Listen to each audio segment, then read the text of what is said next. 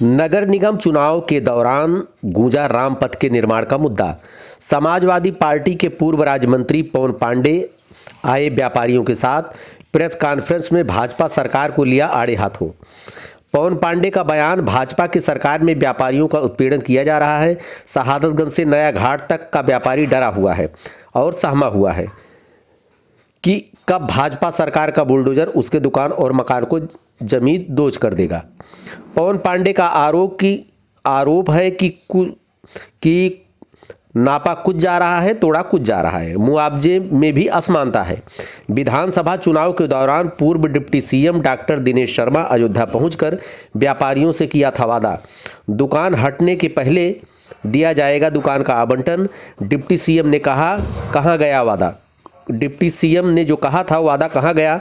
दुकान के बदले दी जाएगी दुकान। हजारों परिवारों के पेट पर, हजारों परिवारों के रोजगार पर बुलडोजर चलवा रही है सरकार। उसी मांग को सपा दोहरा रही है। जहां पर सड़क का चौड़ीकरण समाप्त हो रहा है, वहीं पर दुकान व्यापारियों को दी जाए, जिससे उनका जीवन यापन चल सके। पूरी अयोध्या में भारतीय जनता पार्टी की सरकार में व्यापारी बंधुओं का उत्पीड़न किया जा रहा है। नए घाट से लेकर और शहादतगंज तक व्यापारी डरा हुआ है, सहमा हुआ है कि कब भारतीय जनता पार्टी सरकार का बुलडोजर आएगा, उसके मकान और दुकान, पूरे प्रतिष्ठान को जमींदोज कर देगा। नापा कुछ जा रहा है, तोड़ा कुछ जा रहा है। मुआवजे में भी असमानता है। जब 2022 का विधानसभा चुनाव चल रहा था तो अयोध्या में एक डिप्टी सीएम आए थे और व्यापारी बंधुओं से वादा करके गए थे कि अगर आपकी दुकान हटेगी तो उसके पहले आपको आवंटन पत्र दिया जाएगा, आपको दुकान के बदले दुकान दी जाएगी। जहां से आपकी दुकान हटाई जाएगी और जहां तक सड़क के लिए चौड़ीकरण किया जाएगा, सड़क चौड़ीकरण खत्म होने के बाद वहीं पर आपको दुकान दी जाएगी, जिससे कि आपका कारोबार अच्छा चल सके। आज लेकिन उसके उलट सारा काम हो रहा है। हजारों परिवारों के पेट पर, हजारों परिवारों के रोजगार पर बुलडोजर चलाने का काम भारतीय जनता पार्टी की सरकार कर रही है। 1 लाख, 1.5 लाख, 2 लाख मुआवजा दिया जा रहा है। आप बताइए, अयोध्या से लेकर शहादतगंज तक इस पूरे रोड पर जिनकी दुकानें फ्रंट पर थी, 1.5 लाख, 2 लाख में वो लोग दुकान कहां पाएंगे? उनका कारोबार कहां चलेगा? उनकी रोजी रोटी कहां चलेगी?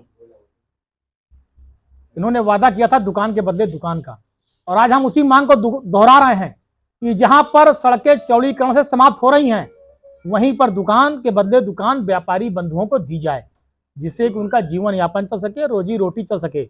भारतीय जनता पार्टी की सरकार में केवल अयोध्या का व्यापारी, प्रभु श्री राम की प्रजा ठगी जा रही है, छली जा रही है, लूटी जा रही है।